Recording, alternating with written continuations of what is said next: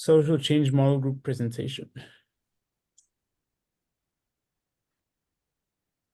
In this group, we serve multiple agencies.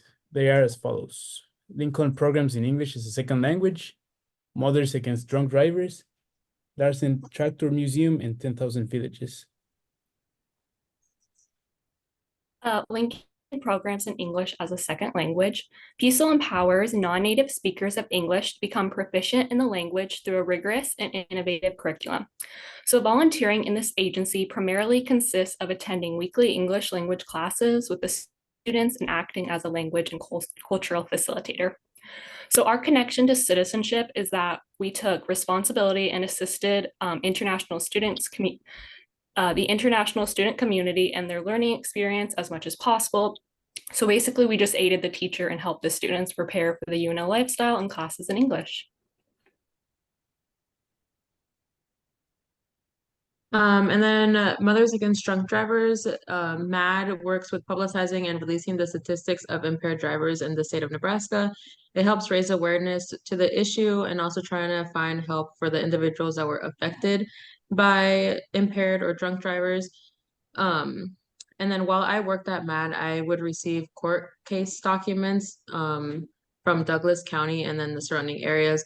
And I had to transfer that information onto an Excel sheet that helped collect data to raise the awareness and stop the impaired driving. And this connected it to citizenship because they're actively trying to fight for change in the communities in Nebraska. And then many, if not all of the volunteers were people that were affected by an impaired driver. For the Larsen Tractor Museum, it is a museum on UNL's East Campus that is a nonprofit, and it thrives on donations from across the state and even the world. The museum actually used to charge money to enter, but they have recently gone to a complete nonprofit and they do not charge anything anymore. Everything is based off donations. A lot of the donations come as tractors or any pieces of machinery in remembrance of family members. That's how a lot of people carry on their legacies. Volunteering there consisted of maintaining the machines and the facilities as well as organizing paperwork. The connection to the citizenship, I believe, comes from their loyalty. After working there, they could quickly call it quits because not many people go into the museum. There's days I'd be there for 4 hours and there wouldn't be a single person that would come in, but they're loyal to the equipment that is there and the meaning behind all the equipment. 10,000 Villages is a nonprofit store dedicated to fair trade and ethical consumption.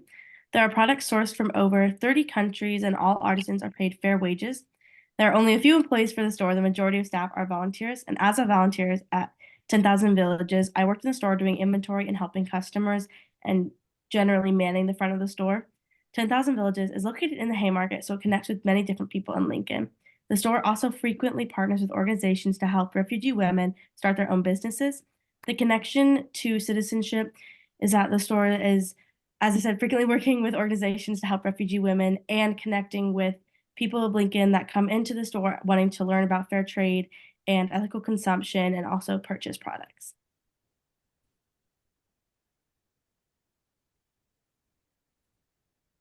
The citizenship common thread was that these experiences connected us with different communities.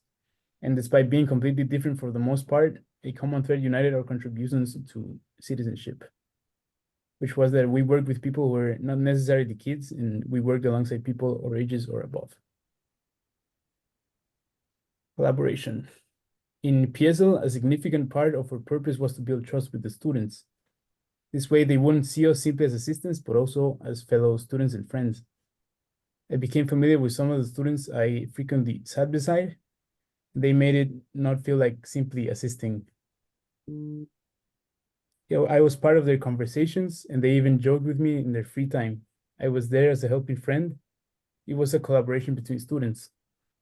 I worked with them to figure out the answers instead of doing it for them. And we resolved their doubts as a group. There was one time I was part of a discussion and I gave my thoughts and encouraged the other students to express theirs. Some students had more difficulty opening up, but others were naturally outgoing. But eventually we connected through aspects we did have in common. We formed a conversation where we discussed the topic and even had fun while doing it. Unfortunately, this was the case in various circumstances. With trust, we got the best outcome possible, and we collaborated and worked equally with a joint effort. Common purpose. In my SLP agency, I had the opportunity to work with students taking courses in learning English as a second language. I chose this agency because I knew I wanted to help these students improve their fluency in the English language, and the students who decided to take these courses did so because they wanted to improve their skills as English speakers. The students and I shared a common purpose of wanting to improve their English speaking skills. On my first day, I sat at a table with two boys who told me they were from China, which I thought was pretty interesting. I introduced myself and I told them to feel free to ask me any questions at any time if they had some questions during class. I continued to sit at the same table with them until the completion of my volunteer hours. And whenever they had a question, they didn't hesitate to ask me first before asking the instructor if I did not know the answer. This made me feel like they had trusted me and I knew I wouldn't lead them in the wrong direction. They knew that I did want to help them learn. Congruence. Helping students with the English language helped me understand that I overcomplicate myself and complicate things for others. I was able to understand the importance of congruence to PSL. I get easily distracted and over-explain at times. I have known this about me for a very long time, but regardless, I did not understand why it was. Helping out on PSL, there were many cases in which I tried to explain a word the students did not understand, but I only made it more complicated than it was due to the same issue. And I hadn't realized how crucial this flow was. So I learned to be congruent. Since then, I have learned to keep it simple and to keep only the essential bits. I learned to be coherent and straightforward, which has helped me to very much stress. I'm not referring only to myself as a leader, but also in my daily life.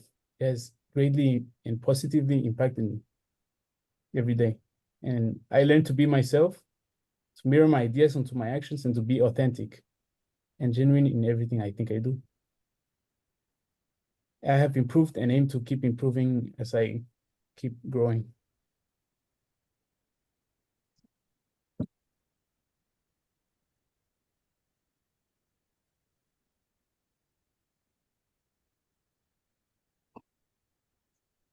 I think you're muted, Ava.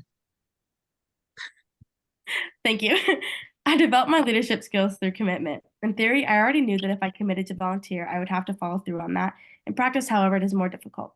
There were days when I would wake up early for a volunteer shift and want nothing more than to stay in bed, but my service organization was counting on me to be reliable and show up on time.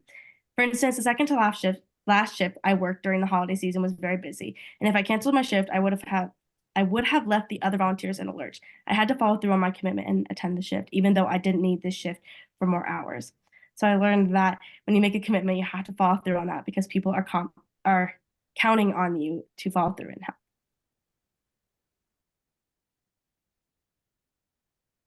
I think my leadership skill developed most through the class was consciousness of self. So I help with PSEL here at UNL. And because it was a small class size and a very interactive class, I was able to connect with the students. So one of the first couple of weeks I was there, I remember talking to one of the girls in the class during class discussion, and I used the word elaborate. And the professor who had walked by said she probably wouldn't know that word. And it made me pause and reevaluate the language I was using, as I hadn't even really thought about it. It made me remember being in Spanish class in high school and not fully understanding everything the teacher would say, especially bigger words not in the vocabulary that we had learned. So I tried to be more aware of the words that I was using and also the speed that I was speaking, as I tend to talk fast without realizing it. And I would also show pictures on my laptop when talking about things I did, which I think helped. I believe that my leadership skills developed strongly from being conscious of myself. I volunteered in the programs in English language. And I had the opportunity to work in 2 different classes.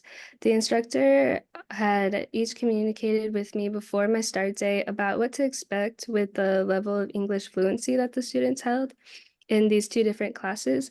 I remember that on my first day, the instructor spoke pretty slow and made sure to emphasize each letter of each word. When volunteering at my second class, I noticed that the instructor was able to speak a little faster and the usage of difficult vocabulary was encouraged. So I took notice of this and I realized I had to learn to adapt to these students and their needs because then I wasn't really there to help them. So I learned to be more aware of how I was speaking to others and the type of vocabulary I chose to use around them.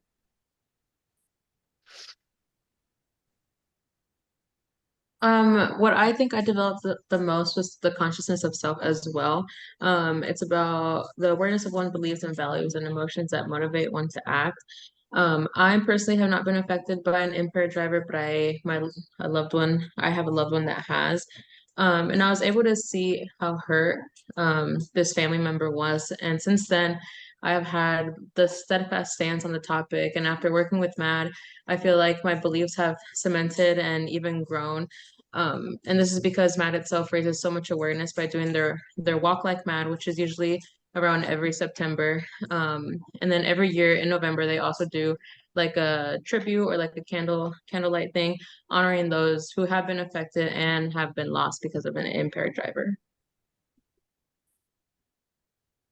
This class and SLP helped my leadership skills in almost every way possible, but the one that stuck out to me was my commitment.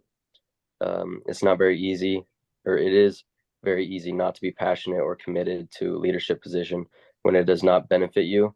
Therefore, I thought working at the Traction Museum was great for me because I was not partial to the place at all, but every day I went in and worked and made sure I did everything to the best of my abilities because I understood the meaning behind those pieces of machinery. One of the first days working there, an older woman walked in and she walked right over to one specific tractor and she started feeling all over it. And then she called me over to talk to me about how it was her late husband's tractor and the tractor was in her family for as long as she could remember. That was all I needed to realize just how special that place was and that I needed to do everything I could to keep everything in great shape. Our social change issue was immigration, and collaboration was one of the C's that we chose that related to this issue.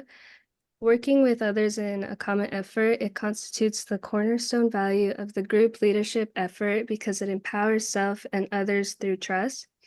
Similar to the programs in English at UNL, we could collaborate with others to help immigrants with learning English, and we could work together to make a policy change. Another C that we chose was common purpose, which is working with shared aims and values. It facilitates the group's ability to engage in collective analysis of the issue at hand and the task to be undertaken. And the way that we thought common purpose would help would helps advance social change because there's only the one common goal being worked towards, which would be helping immigration and then, for example, like helping people learn English as a second language.